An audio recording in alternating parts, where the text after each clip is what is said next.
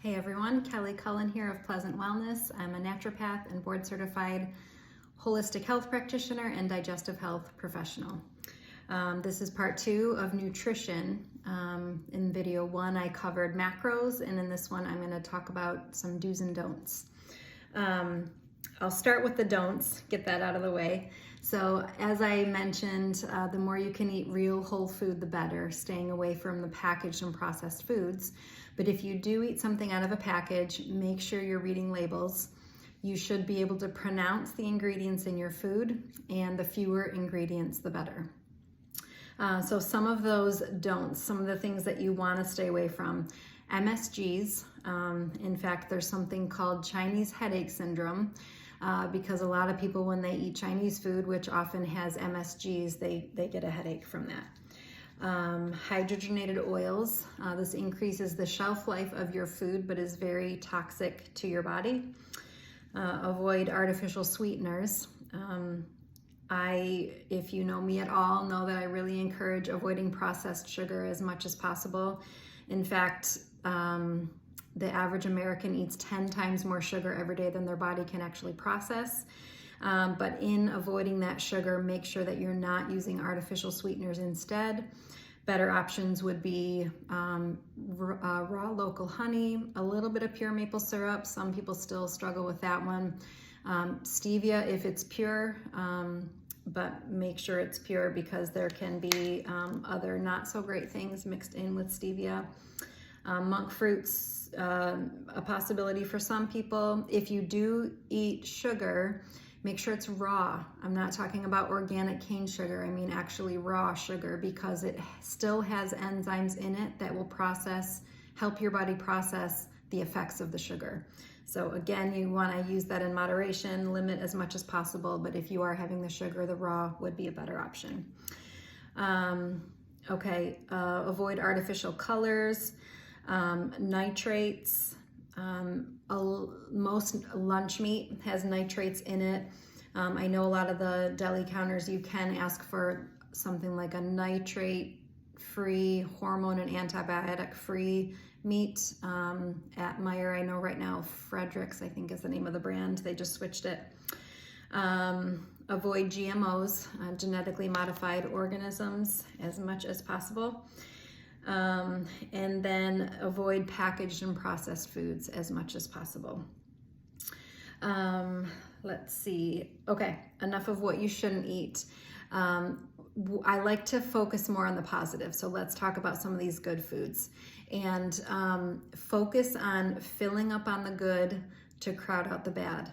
So many people think of food as a negative thing. It's like the enemy, and I think that positive mindset is a lot easier way to go about your health journey. Thinking about all of this good, healthy food that God provided for us on this earth and that our bodies need, and we have access to. So many people around the world don't have access to these good, healthy foods. So focus more on the positive, being thankful for these good things that our bodies need, instead of, thinking of food as a negative thing. So some of those superfoods would be avocados. They are a great form of healthy fat.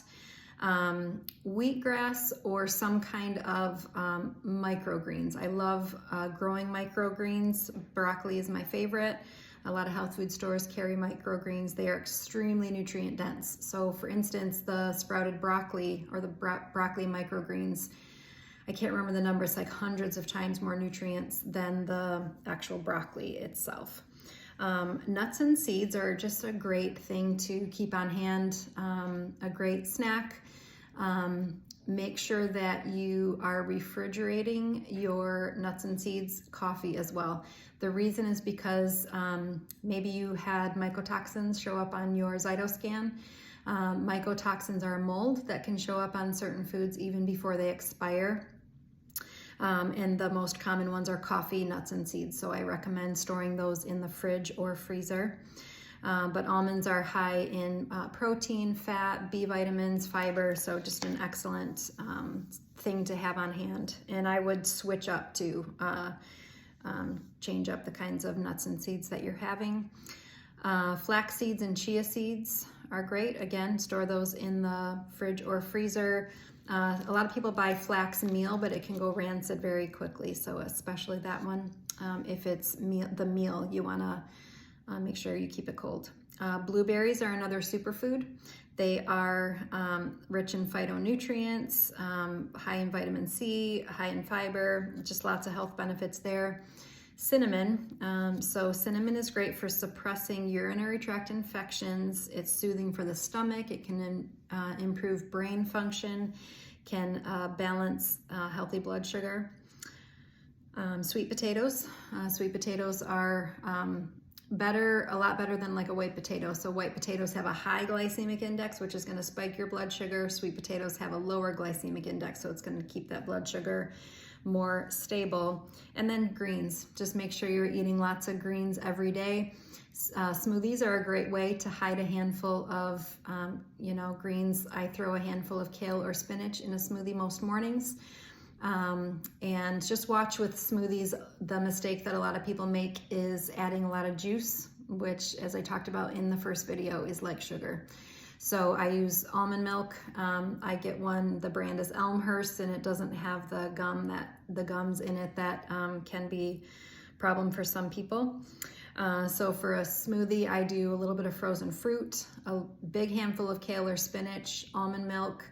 I put a mushroom powder in mine, collagen or protein powder, and then blend that up. If you are eating, if you're adding salt to your food, make sure it has color. So either pink Himalayan, gray Celtic sea salt. There's something called real salt, and you can see the little black specks in it. All of that color represents minerals, which are great for the body. With food, make sure that you're avoiding like plastic Ziplocs, plastic food storage containers. Use glass or stainless steel as much as you can, especially for heating.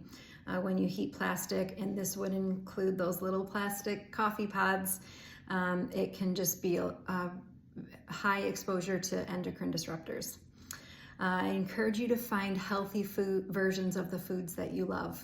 So I love Mexican food. So we'll do either I'll do either a big taco salad or a whole grain wrap or some organic tortilla chips. I've got some grass-fed beef or free-range chicken in there. On my Pinterest page, which is Pleasant Wellness, you'll see a recipe for the taco seasoning that we use. We love it. And then pile it on with some organic romaine, peppers, avocados, black beans, fresh salsa, a little bit of organic cheese if you tolerate it, so you can have the foods that you love just in healthier forms. There's a big difference between what I just described and genetically modified tortilla chips with some fake cheese poured on top. Try not to eat too late at night. So about 7 p.m. is when your digestive system really slows down. And then again, just a reminder, and avoid using a microwave as much as you can. It really destroys the nutrients and enzymes in your food. We have a toaster oven that we keep in our kitchen, and our microwave is used for storage. I think that's about it. I already mentioned in the video one, but I'll say it again. Pinterest, I've got the Pinterest page with over 2,000 recipes and articles, and that is there for you. And then Facebook, again, is Kelly Cullen Pleasant Wellness. So focus on those good foods, to focus on filling up on the good to crowd out the bad. And I hope this has been helpful.